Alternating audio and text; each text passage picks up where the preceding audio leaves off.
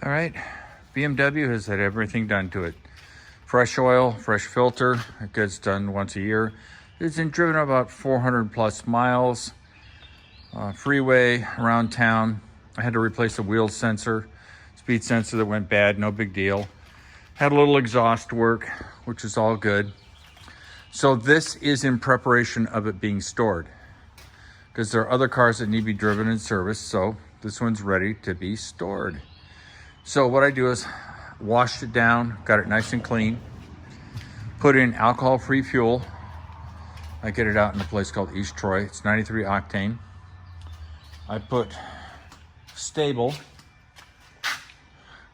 this stuff in, because if the car sits for a year or two, even alcohol-free fuel can go bad. Tires will be pumped up to about 5 over normal running pressures. Not sure it really matters with radials, but it's what I do. And so nice and clean, fuel is good, new oil, new filter, because those are the key issues. And that way it'll be stored. And I tell you, if it isn't run again until spring of 2025, it will start right up. No hesitation, clean oil, and tire pressures will be checked, oil will be checked, and then I'll drive it for 400 or 500 miles, change the oil and filter, run alcohol-free fuel into the tank, and put in some stable. Rinse and repeat, baby. It's a 2009. It's got about 60,000 miles on it. It's in really good shape. So I love you all. Peace out. I'm not actually.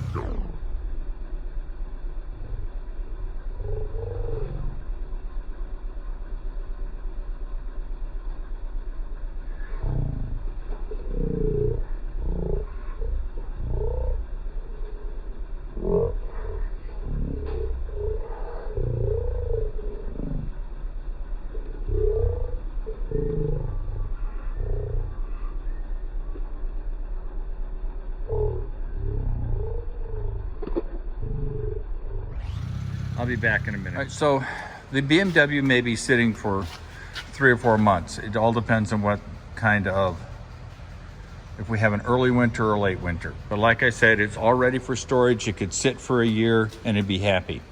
Now, one of the things people always talk about is, oh, I need to start my car every month. Well, that's nonsense. I'm just gonna tell you right now. The car never gets up to temp. You have a lot of excess gasoline, which isn't burned, which then flows into the oil. Oil and gasoline, bad. It doesn't lubricate things well.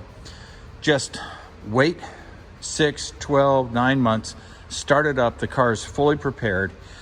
And I always leave the hood open because rodents love to live in the hood. Don't know why.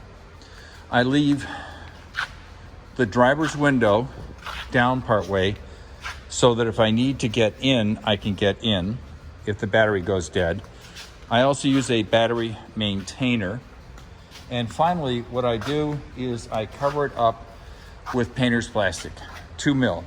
And you can see on this car, that's all you need, because it's not windy in here. You don't have to buy an expensive car cover. You can if you want, that's your money. But the nice thing about this plastic is that you can see if anything's living underneath it. It just stands out. So if there's a mouse or something underneath the car cover, a really expensive car cover, you can't see it. Painter's plastic, cheap, easy. I secure it when the painter's plastic is laid out. I do butt to front, and then I capture the plastic in the door. Works out great. It keeps the paint from being marred.